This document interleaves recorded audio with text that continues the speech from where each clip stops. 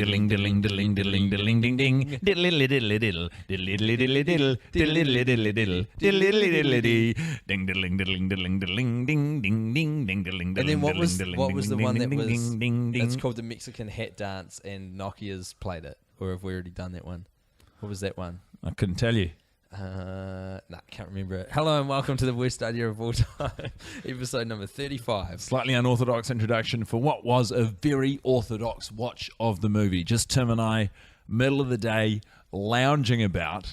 I'm in shorts, just swatting around. You look good. I said that as soon as I opened the door, and you were your there. beard is coming along nicely. Thanks, and Dave. I think we should address this right off the top. Tim and I were just talking about it. What we would love to see from you is more selfies of wherever you're listening to the podcast. Hard out. We people. find it really interesting to know that people are like listening to this while they go about their lives. It blows our mind that anyone's listening at all, to be honest. There's a friend of one of my flatmates came in, and she listens to the podcast completely independently of knowing him. He'd never put her onto it. She just listens. Amazing. It's even more amazing that there are people in America who listen to this. I love the fact that a guy posted we have Americans on the Facebook page saying, I'm starting to think in a Kiwi accent because he's been listening to the podcast so much. Oh shit, I love that. That must be confusing. We don't pop up enough content for that to happen though. Maybe we need to do a podcast every day. Just start cranking it. Every day, mate. I could watch it. I'm in such a good mood right now. I could watch this movie. No, I'm not going to say anything stupid, but I could watch this movie another 15 times or whatever. What, today? No, just in I general. have been thinking that for one of them, we could do like a charity drive where we lock ourselves into a room for 48 hours and the movie's just on repeat. So we can do other things. No, we're in a room. Just us. So like no technology. So it's on. No technology. So it's actually, you know, it'd be funny if it was a bathroom. That would. So you're coming back round to my idea for the bathtub special. Yeah, but this is two grown men in a lukewarm bath on a stage watching Grown Ups 2. This is a way more nightmarish version of it. By the way, if this is the first episode that you've come in for some reason, this is a podcast in which myself and Guy Montgomery, I'm Tim Batt. I'm Guy Montgomery. We watch the movie Grown Ups 2 once a week, every week, for a whole year. That's and right. We kind of review it afterwards. Is this episode 35 or 36? 35. You sure? No, I'm really not. It's not important. Pretty sure What it's is 35. time? Time is but a construct of man. Exactly, and one that I am fast losing my grip on. Absolutely. So, I mean, it was just. But imagine that. Imagine if we did it for 48 hours, like I don't want to imagine in a toilet, and we live streamed without sound, just us, so people could watch us going mental, like Saw. I saw this pop up this morning. A woman in China got dumped by her boyfriend, and spent the whole weekend in the KFC. No, it was a whole week. A whole week. 7 days. She was just in the cave fry. I mean, we can't compete with that. I love that, bro. She is a girl amazing, after my own heart. And it had a file photo of it, and I hope it's her, not just some like stock photo they've got, because it was like, yep, that's what I expected. Sad woman in a KFC. It is a sad-looking Asian, like mid-20s girl in a cave fry with her head down in a position that I've been in many times in KFC, not for a week, but when you just need to put your face against something cold after you've just like dominated. This is another thing we pack. discussed recently. I don't eat KFC at all. Yeah, I find that terrifying. Oh. Come on, phone's off. Sorry, it's a new phone. I don't know how to work it. Anyway, look, Tim, we've been dabbling around at the top of this thing. Let's crack into some content. Okay. Sorry, a little cough there. How did you enjoy the movie? Enjoyed it okay today, and that's largely due to the fact that we've accidentally kind of missed. I think it's been about 10 days instead of a week, so apologies for that. That is refreshing, though. As a podcaster and a viewer, that is a refreshing change to come in with fresh eyes, you know? All it takes is a couple of days more than the usual, and suddenly you're... then you do run into the... Whole new thing. This is the high, and then the low is the turnaround this time. It's like... it's a short week, you know? We took notes this time, and I think we should dive into them. The first is that you visited Peter Dante's website yesterday, which I haven't... I've been snooping around Peter Dante's Twitter for a while now. He's a good cat. It never occurred to me. I can't even remember the name of the site. It's something weird. He's a good cat. He retweets all this sort of like...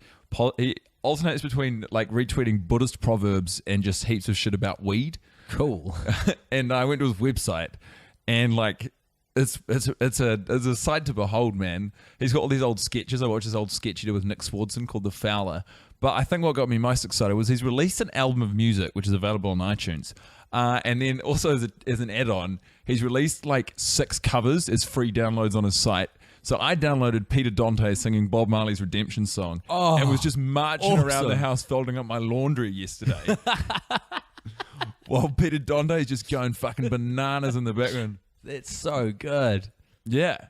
How is he as a singer? How's his voice? Oh, he's like just He's all right? He's okay. He's just like a dude singing. Shit, but it's pretty amazing because, I mean, we were talking, we want to go to LA for the final episode and we'd love to secure some sort of name value from the movie. Yeah. I mean, I reckon Peter Dante is our best bet.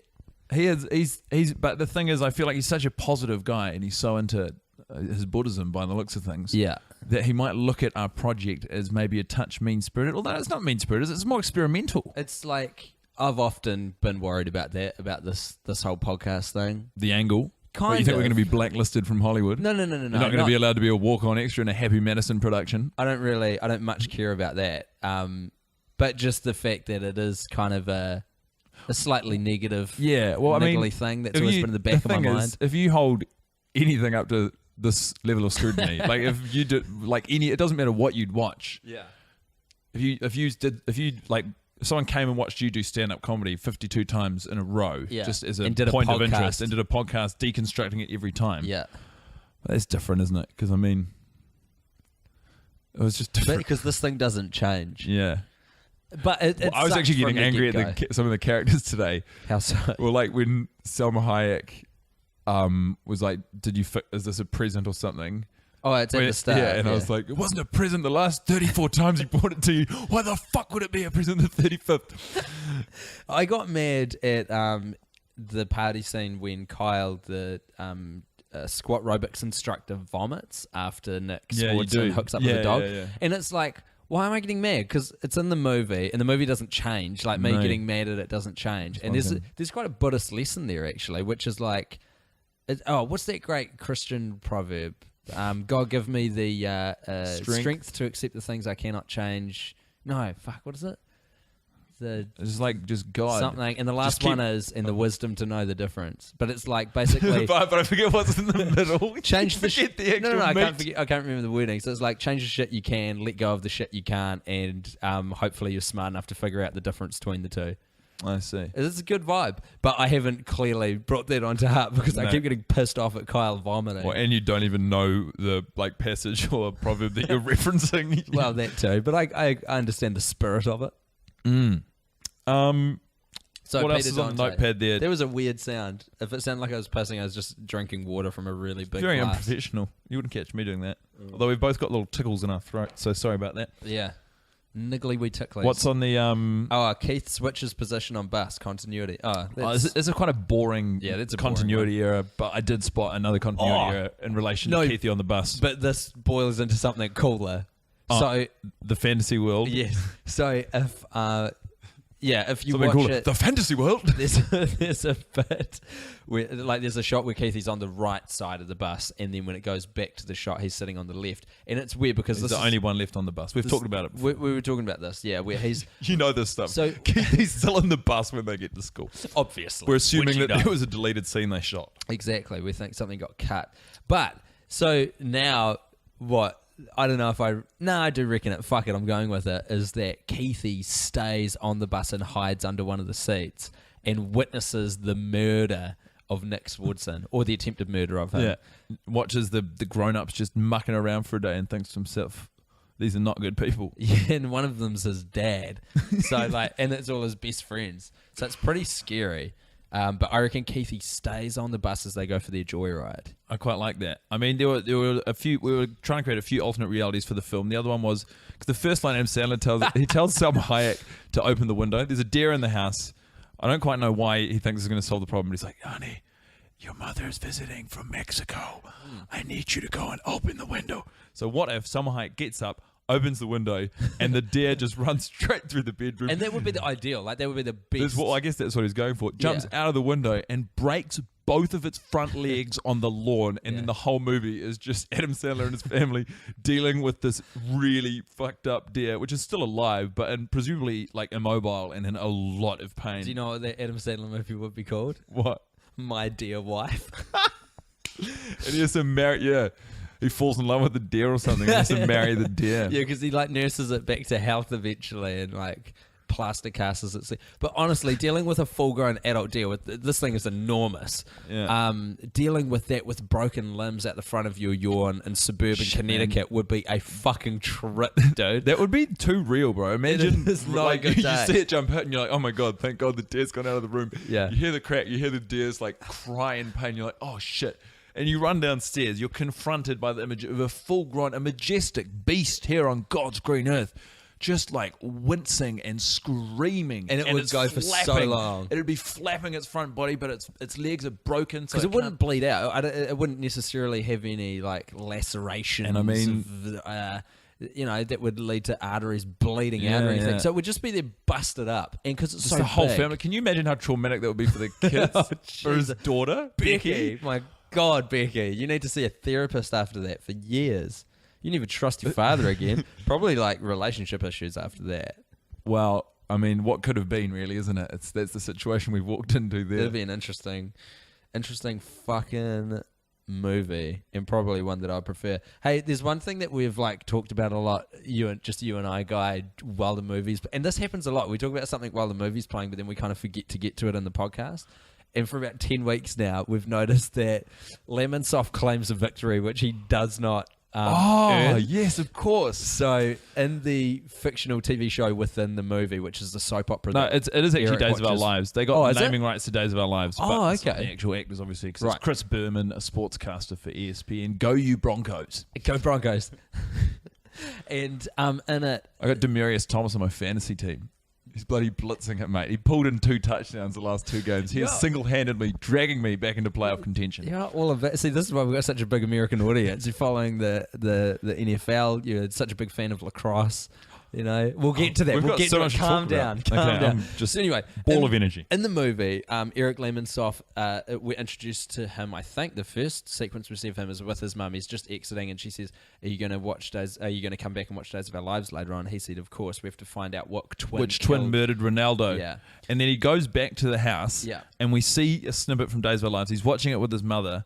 And Ronaldo walks into the room, and the nurses say, "It couldn't be. We killed you." And he goes, "Do you honestly think 2 amateurish nitwits could kill the great Ronaldo?" And then Kevin James says, I told you so. "No, I called it." Oh, he says, "I right. called it." Come on, Tim.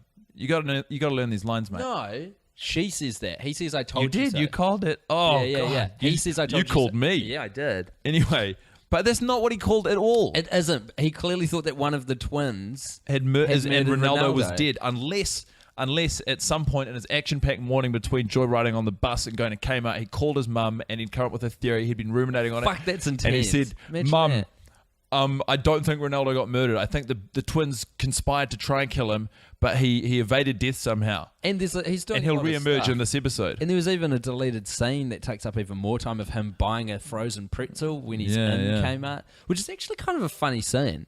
I thought it was funny. No, but the thing is, I think with the deleted scenes is that we watched them and they were a breath of fresh air from that's the true. stale meal that we're getting served up week after week. I'm just going to whack my shining light in right now. You do You it. ready for it? It's Stone Cold Steve Austin portraying Tommy Kavanagh, our antagonist to the film star Adam Sandler. If you could call any of the characters an antagonist. Taylor Taylor Lautner is an antagonist. Yeah, he is. But yeah, so is Kavanagh. I wonder if there's like a relationship between them two. Anywho's, it's my shining light is simply Stone Cold Steve Austin saying the words "sack of potatoes." Sack of potatoes. I'll Yeah. what does he say? You land me one on the chin, I'll go down like a sack of Go down potatoes. like a sack of potatoes. A southern drawl. Oh man, actually he's Texan, eh? His Yeah. Texas accent is so good when he says sack of potatoes. It's so awesome.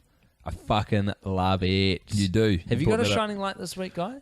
I was just trying to think of one. I know I came up with one during the film, but it's completely evaded me since. We can come back to it. I did enjoy, from memory, I did really enjoy, I think I've said it before, when they're at the quarry on the cliff top, and they're doing the smack talk, like it's Taylor Lautner's crew versus Adam Sandler's crew, and David Spade does an insult, and then he turns to them and he goes, and he like waggles his tongue inside his mouth, and he's like doing his little jazz fingers. I thought that was pretty funny. Yeah, Nice little ad-lib from David Spade. Which is funny because that ad-lib from David Spade is really similar to the bus driver one from Adam Sandler, but Sandler's one we detest for its laziness. So are we really double standarding? It's possible, the but boys, the lads. Adam Sandler doesn't make a noise, and it's also the focal point of the shot. David Spade is an Easter egg that he's tucked in there. That's true. That's true. This brings me to an interesting point, because for about the last dozen watches or so, I've experienced this weird thing with the movie now where I physically can't pay attention to what's in focus. You've told me about this. And I can only look at the background now, so like extras or set. There's a lot to see. Whatever. And I don't really have anything to extrapolate on that, but it's just an interesting phenomenon that if you watch a movie enough times, and I assume this is probably the same if you study a great piece of art for long enough, you actually can't draw your eye to what's in focus anymore. You're always so attracted by trying to find a new element. Well, I don't think you're attracted to find a new element. I think it's pure escapism, plain and simple. I think you're just trying to somehow climb through the action of the movie and into another world in which maybe you're following different characters. And this is why we've been speculating all morning. I've got such a terrible attention span. It's probably some sort of like neurological survival mechanism for me. It's amazing what the mind does when you put it under pressure. The mind is amazing, isn't it? Like the brain will always try and look out for its best interest. It's not always the best at doing it. That's the thing. But I was having a discussion with someone recently about adrenaline, and when you're in a sort of a, you get on stage as well sometimes when you're in like a do or die moment and you have to act very quickly. Yeah. And you feel like time slows down. You have that sort of feeling of like suddenly everything, and you see in clear focus. Yeah. That's not your brain moving quicker. That's your brain shutting down like every unnecessary extra bit that you're concerned with. So like that's your brain literally just limiting your capacity to think to specifically that one thing that's confronting you in that moment. That is awesome. I'm living with 2 doctors at the moment, so I'm learning a lot about like the different parts of the brain, like the reptilian brain and how that fucking does. I can imagine that shit would be sending you spinning in circles. Oh, I love it. I love it. Okay, look, back to the podcast. I guess. It's time for Patty Schwartz party time. It's Patty Schwartz party time.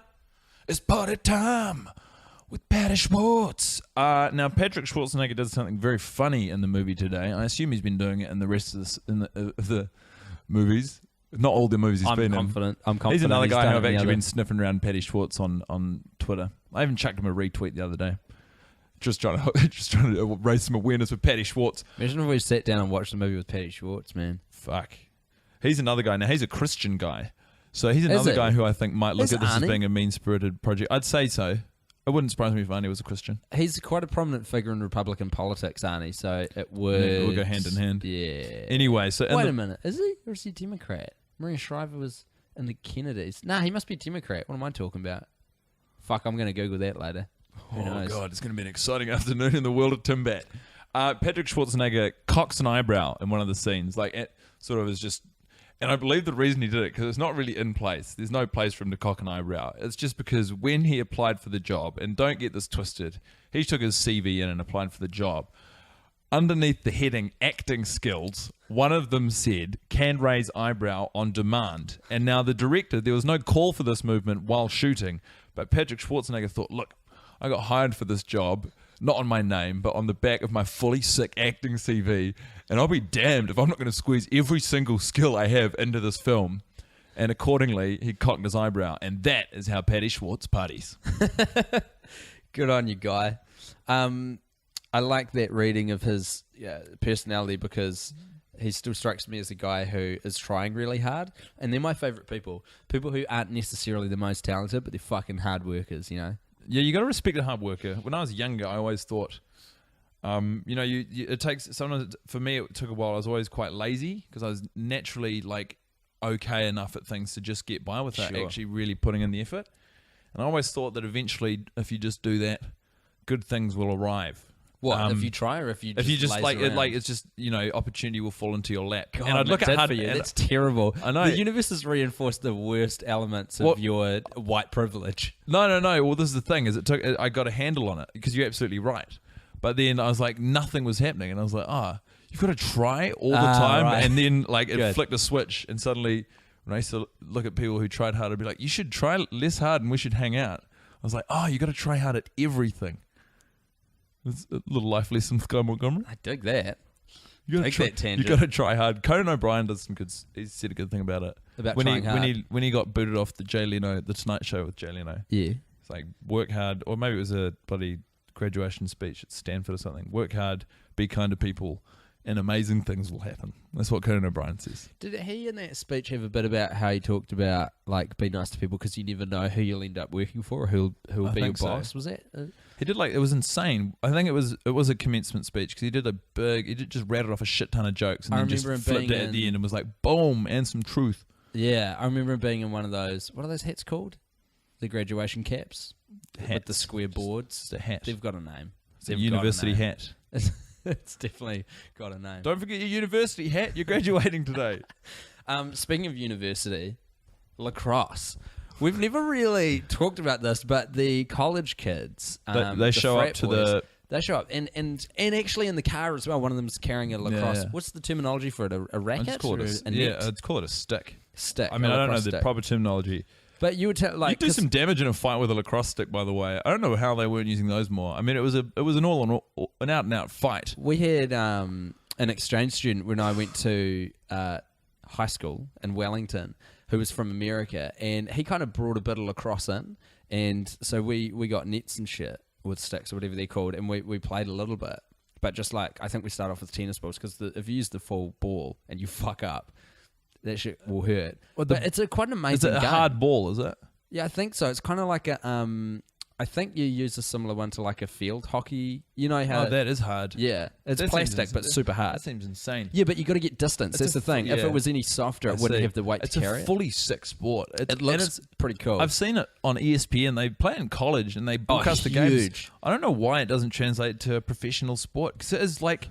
It's ruthless, bro. You're running around, and it's highly skilled. You're running around with this stick and this ball, just fucking throwing and catching, and just clearing dudes out. I think it's real massive in certain circles, but I think it's got the stigma of being associated with real rich white college boys, is it like a collegiate sport? Yeah, very much so. Which strangely is how rugby is treated in England. Because here in New Zealand, it's like everyone's sport. It's everyone's sport. Yeah, yeah.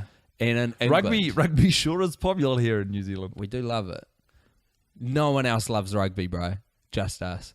No one else loves it like us. South Africa might. I haven't been. No, they love rugby. Don't get it. Like they sell out Alice Park when the Springboks play. That's true. Actually, they do love rugby. But like Australians, it's about number 4 or 5. England, it'll be about 4. America, it doesn't even. Although we're going, the All Blacks are playing a game in Chicago. And I watched the trailer video for it. Fuck, Americans ramp up sports to 1 million. They put in just these insane like movie and television production values to the matchups, like Eagles, All Blacks, and like fucking a shot of the skyline and bloody Batman driving his motorbike or something. There's no wonder their whole country's ADD. They've just got so much like production everywhere for everything. Everything is highly produced. That's why I'm going to move there. You notice it bleeding into sports coverage in Australia and New Zealand as well. Oh yeah, because like all the build up, all the hype, the pomp and ceremony around sports games is just getting out of hand. It's bigger than the game. But shit, it's been a rambling podcast. It's good to have one of those every now and then. We've covered a lot of ground. Yeah. It's been a real change of pace, I think. Oh, yeah. Fun fact. I don't know if this is true. I'm pretty sure it's true. I think America still holds the most recent rugby Olympic championship. They last did it in like very early 1900s, 1930 or some shit. No way. And then they never no way the All Blacks would have lost back then. I will look it up. No, don't look it up. It's not interesting enough. No, we got to round this out. We got to do the Steve Buscemi mystery tour. Oh, the Steve Buscemi mystery tour is coming to take you away. Coming to take you away. Take you away. Do you want it or do I want it? I haven't come up with one, but I'm happy to. Fuck, I haven't either, actually, to be honest. Okay, so the Steve Buscemi Mystery Tour is the segment of the movie in which we explore what injury could have possibly caused the symptoms described by Steve Buscemi or Wiley in Grown Ups 2. The facts we are given is he only has 40% feeling in his body and his arms have been in the touchdown position for 2 years. I think what happened is Steve Buscemi was riding a penny farthing, which is one of those silly old bicycles with the big front wheel and the little back wheel, That's one of my favorite parts of Jackass is I think Ryan Dunn's like, who designed this bike? And it's so true. Who the fuck designed a penny farthing and got it across the line? It is insane. You see how high they are? Like, just make a bike with fucking two of the same size wheels, bro. It's easy. Is it something to do with like the cogs and things? Like the amount of workload and the physics and stuff that's going on to do with the fact that one wheel is big and one's little? No. So it produces... You might be right. But it just seems like... Well, there's no new thing in a regular bike though, eh? No, it's all I just do not see cogs. how someone didn't look at that and go...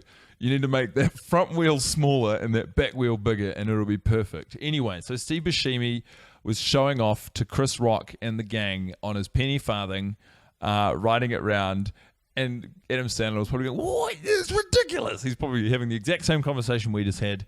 And then Chris Rock goes, "Hey, watch this." And he picks up a stick and he runs across and he puts the stick into the spokes of the front tire. Wow. And Steve Buscemi goes tumbling over the handlebars and lands with his arms, and that explains the arms above the head. He lands with his arms above his head because he's flailing, because we all know they're bad jumpers from the quarry. Yeah. And I guess that's how it happened. Just a penny farthing. A penny farthing accident.